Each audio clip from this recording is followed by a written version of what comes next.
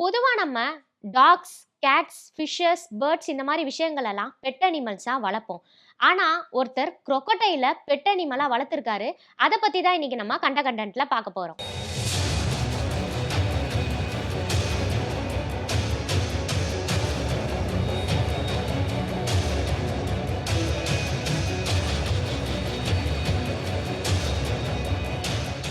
1989ல கோஸ்டாரிக்காவை சேர்ந்தவர் தான் சீட்டோஸ். இவரு ஒரு ரிவர் பக்கம் ஃபிஷிங்காக போயிருக்காரு. அப்போ அங்க ஒரு crocodile பயங்கர வலியில துடிச்சிருக்கு. அதாவது அதை யாரோ ஷூட் பண்ணியிருக்காங்க.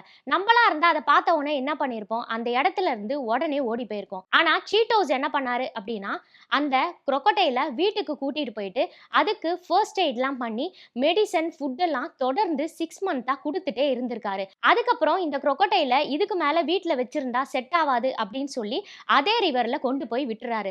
அடுத்த நாள் காலையில டோரை ஓபன் பண்றாரு. செம்ம ஷாக்கு. அந்த crocodile மறுபடியும் இவர் வீட்டு வாசல்ல நின்னுருக்கு. இத பார்த்த உடனே சீட்டோக்கு என்ன பண்றதுனே தெரியல. சரி, இந்த crocodile நம்ம பெட் அனிமலா நம்ம கூடவே வச்சுக்கலாம் அப்படின்னு சொல்லிட்டு அது கூட 20 இயர்ஸா அவரு ஃப்ரெண்டா இருந்திருக்காரு. சாப்பிடுறது, தூங்குறது, விளையாடுறது, அதை ஹக் பண்றது, கிஸ் பண்றது இப்படின்னு அந்த crocodile கூடவே அவர் இருந்திருக்காரு. அது மட்டும் இல்லாம அந்த crocodileக்கு போச்சோ அப்படின்னு பேரும் வச்சிருக்காரு. சீட்டோக்கு ஒரு 1 இயர் பேபி இருந்திருக்கு. அவங்க ஒய்ஃப்க்கு ரொம்ப கவலை. இந்த crocodileனால நம்ம குழந்தைக்கு எதனா ஆயிட போதோ அப்படின்னு சொல்லிட்டு அவங்க ஹஸ்பண்ட் கிட்ட உனக்கு அந்த crocodile வேணுமா நான் வேணுமான்னு முடிவு பண்ணிக்கோ அப்படின்னு சொல்றாங்க. அதுக்கு சீட்டோ எனக்கு crocodile தான் வேணும் அப்படின்னு சொல்லிடுறாரு. இதனால அவங்க ஒய்ஃப் அவரை விட்டு பிரிஞ்சிடுறாங்க. சீட்டோ போச்சோன்னு சொல்லப்படுற crocodile கிட்ட ரொம்ப பாசமா 20 வருஷமா இருந்தாருன்னு நான் சொன்னேன். அதே மாதிரி அந்த crocodileம் இவர்கிட்ட ரொம்ப பாசமா ஃப்ரெண்ட்லியா இருந்திருக்கு. 2011ல இந்த crocodile இறந்து போயிருக்கு. அப்போ ஹியூமன்ஸ்க்கு எப்படி இறுதி சடங்கு பண்றாங்களோ அதே மாதிரி சீட்டோவும் இந்த crocodileக்கு இறுதி சடங்கு செஞ்சிருக்காரு. அப்போ அந்த crocodile பக்கத்துல உட்கார்ந்து அது கைய புடிச்சு அவர் எழுதின ஒரு சாங்க அழுதுட்டே அவர் பாடியும் இருக்காரு. அது மட்டும் இல்லாம நிறைய மக்கள் இந்த இறுதி சடங்குக்கு வந்திருக்காங்க.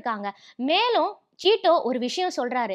அதாவது எனக்கு இதுக்கப்புறம் இந்த மாதிரி ஒரு ஃப்ரெண்டு கிடைக்கவே கிடைக்காது. இப்போ நான் இன்னொரு crocodile கூட பழகி அதுக்கு போச்சோ 2 அப்படின்னு பேரும் வச்சிருக்கேன். ஆனா இந்த போச்சோ 2 போச்சோ மாதிரி என்கிட்ட பழகவே இல்ல.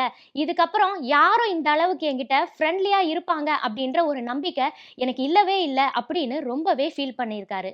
வைல்ட் அனிமலான crocodile பெட் அனிமல் மாதிரி இவர் கூட ரொம்பவே பாசமா இருந்தது இப்ப வரைக்கும் ஒரு ஆச்சரியமான விஷயமா தான் பார்க்கப்பட்டு வருது.